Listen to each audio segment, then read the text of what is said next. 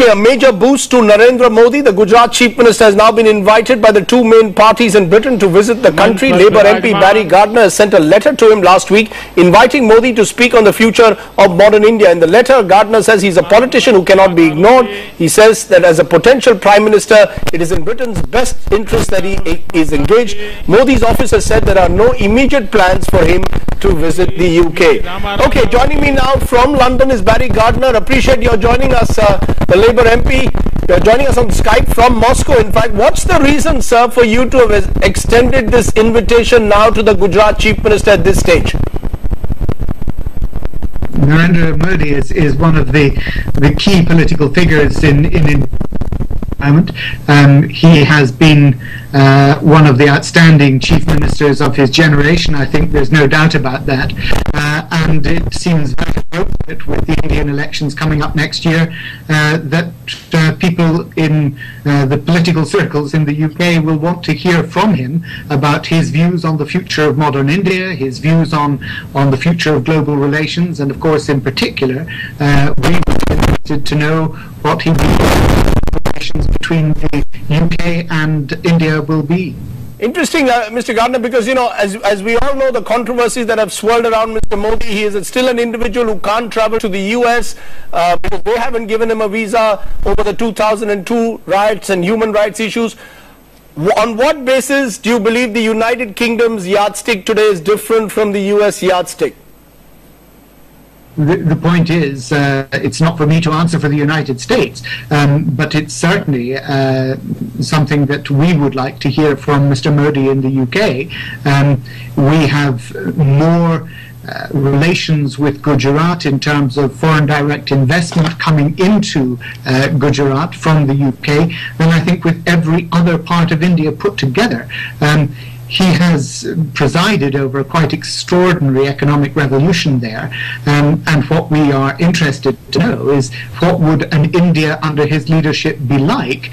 Will it be as progressive? Will it be as innovative? And will it see such strong economic growth as he's managed to achieve in Gujarat?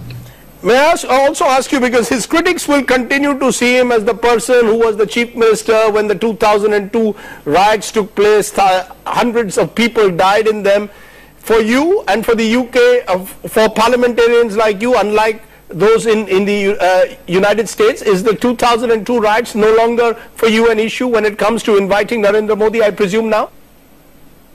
Well, of course, we also respect the courts, and it's, as I would say, it's not for me to embroil myself in Indian politics, but what I would say is that I know that allegations have been tested in India's courts, and Mr. Modi has always been exonerated with flying colours. So I think to suggest I, as a British politician, should go against the view of India's Supreme Court in this matter really is completely beside the point. May I ask you, sir, I know you're saying you don't want to intervene in Indian politics. Do you believe that Mr. Modi, from what you've seen, is the right person to lead India? In that sense, are you saying that in many ways he, as far as you are concerned, or MPs like you in Britain are concerned, is a better choice than our present Prime Minister, Dr. Manmohan Singh? I have known Narendra Bhai for almost 12, 13 years now. He came and I showed him around the House of Commons way back at the turn of the century. I've been in contact with him ever since. I count as a friend and somebody whose political acumen and ability I have the highest respect for. It's not for me in any way, shape or form to pronounce who will be the next leader of India. That is for the Indian people. What I know is that Narendra Modi will always continue to be a significant political figure in India's history. He is already. He's the leader of the opposition. I believe that he demands the appropriate respect as the leader of India's official opposition. And perhaps if he goes further and the elections in India prove favourable for him, then who knows where he may end up. Okay, you've really set the cat among the pigeons, I can tell you, Mr. Gardiner, but you've given your viewpoint, and we may well see Narendra Modi in Britain sooner rather than later. Appreciate your joining us there from Moscow.